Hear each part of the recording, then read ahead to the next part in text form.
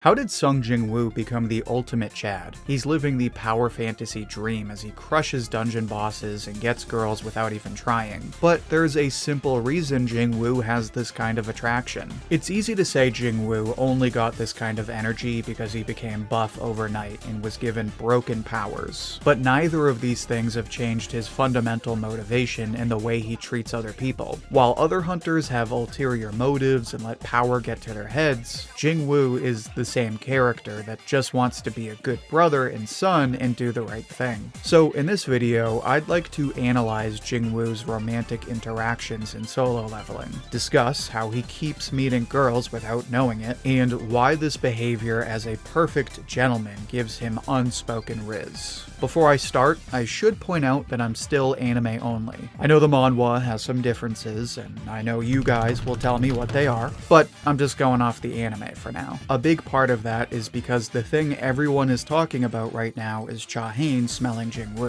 What the f was that? In classic anime fashion, you have a girl smelling a dude's chest of all things. That's about as horny adjacent as you can get. So it's no wonder that following this episode, Solo Leveling broke Crunchyroll and a bunch of other anime sites. Now, when we're talking about Jin-woo and why he's attractive, it's easy to look at this scene and say, well, it's only because he's being carried by plot. Which is partly true, and again, anime only here, so I'm sure there's some story reasons for the whole smelling people thing. But there's clearly more to it than that. Because not every girl in Solo Leveling is just like walking up and smelling Jin-woo, even if they probably want to. In fact, if we go back to when Jin-woo first transformed into his new fit body, that's when all the nurses went crazy for him. They could hardly recognize him from before and were suddenly asking him for his phone number. Obviously, a big part of his energy is the fact that Jin-woo is a bit taller now, and of course he's shredded. And, you know, I can't really blame him. Even I saw that beefy back of his and was like, God damn. All kinds of gains. All kinds. he has all of the qualities sought after by your typical vain woman. Or man, if that's your thing. And being so fit and working out all the time signals to everyone that he invests in his own health. Also another attractive quality. In fact, it's this investment in himself that makes Jinwoo more than just physically attractive. Because as I'm sure we all know, there's plenty of people that look pretty or hot, but either you can't stand them or they bore you to death. But by investing in himself, Jinwoo demonstrates to everyone around him that he values more than just vain qualities, which is exactly why Cha-haen starts to fall in love with him. But real quick, just before I get into that, make sure to become a channel member if you're enjoying the video. You'll get exclusive badges and emojis, and you can even pick which series I cover next. Now again, there's probably the whole story reason for Cha-haen smelling Jinwoo and noticing that he's different from other hunters. But the bottom line is that she notices that he's clearly different. He stands out because he's not like other hunters, especially because he was standing by the dungeon boss while the other hunters were on break. He stands out enough that this makes Cha-haen curious about him, curious enough to call about him and look into his profile. You know, the kind of thing when like no girls say hi to you and then one girl says hi to you, and suddenly you're looking at her Instagram for like an hour. But she learns that his profile is confidential. It's secret. Speaking of which, it is worth noting that Jinwoo has a certain bad boy energy to him. He goes against the system, whips around with a knife, and solos dungeons as a necromancer assassin. So he's got a certain edginess to him that also makes him attractive. Anyway, Cha-haen goes back to the dungeon to find out Jinwoo went in with the strike team. Because it's A rank and he's apparently not A rank, she goes in to find out what's going on. To her surprise, she watches Jinwoo solo an orc army with an undead army and bounce around the dungeon like Ezio in Assassin's Creed. And to top it off, when he finishes carrying the dungeon, he gets a super secret escort out of the dungeon by the Hunter Association. It's in this moment that we see Cha-haen get nervous and ask if Jinwoo thinks she's weird, showing that she wants to know how he thinks of her. So it's after watching Jinwoo solo a top-class dungeon by himself and demonstrating impossible skills as a hunter and finding out that he's a dark horse in the hunter world that Cha-haen falls for him. And the reason for this isn't just because he's physically attractive. In fact, she didn't even notice his looks when they first met. First, she noticed that he smelled good, which doesn't sound like a lot at first,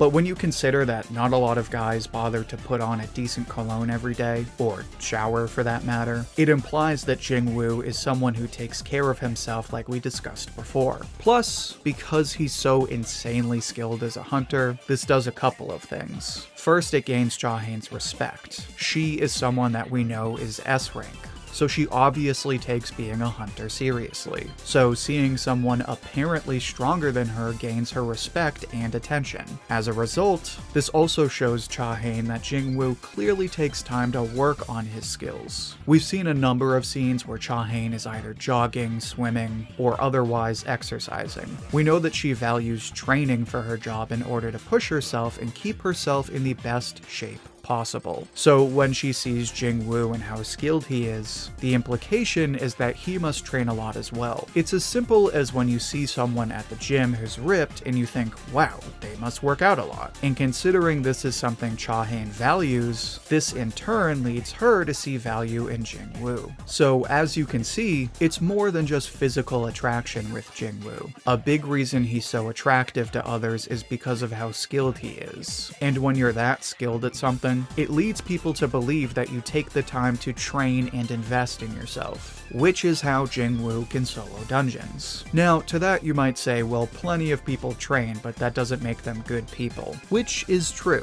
Plenty of people work hard at stuff and are still jerks. In fact, like we mentioned, Jinwoo has that dark side to him and is known to be a bit greedy from time to time. But more often than not, when presented with the opportunity to take advantage of others, he usually doesn't. And Chahane sees this when Jinwoo saves the strike team and they thank him for saving their lives. Which makes Jinwoo all the more attractive, because he is physically attractive, and he's incredibly strong. Most of the people in that same position let it get to their head, as we even see with other characters. But time and time again, Jinwoo goes out of his way to help others when he doesn't have to. And this is how Song Yi falls for him. Song Yi meets Jinwoo when Jingho hires low-rank hunters to stand guard while they speedrun dungeons. She realizes how strong Jinwoo must be, but doesn't think much else of it. Later on, Jinwoo finds out Song Yi dropped out of school, so he decides to take her on a raid to show her the danger of being a hunter. This is when his new strike team gets destroyed by ice elves. But during the raid, Jinwoo protects Song Yi from an arrow, and later he goes out of his way to help everyone by giving them his own coats. Then, like Chahane, Song Yi watches Jinwoo solo the dungeon and save the day.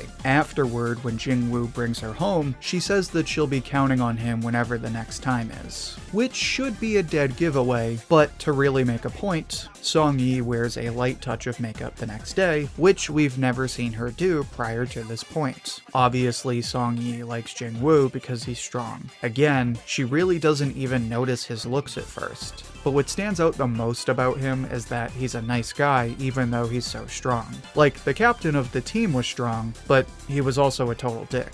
Jinwoo was even stronger, but he was stopping arrows and handing out jackets. My man was practically opening doors for this girl, and not because he was trying or anything. Like with all of the other girls, when Song Yi shows her affection, it goes right over his head. Which shows that Jinwoo isn't a disgusting creep, but also shows that he's a gentleman. I don't know about you, but I was raised to hold doors for everyone, not just girls. Not to win people over, but simply because it's the right thing to do. And it's the same thing with Jinwoo. Obviously he wants the rewards, but he can get those and still screw everyone over. But he always goes out of his way to defend everyone in the dungeon.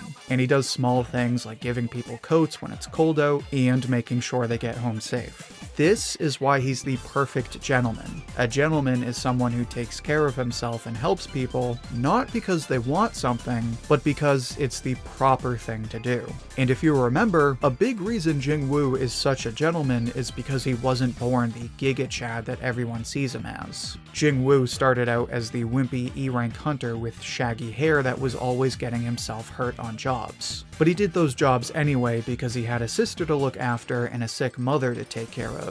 So this is a guy who, even when it wasn't easy, went out of his way to take care of his family because that's just the right thing to do, especially as a son and older brother. So once he has this glow up and gets wicked strong, he becomes one giant green flag.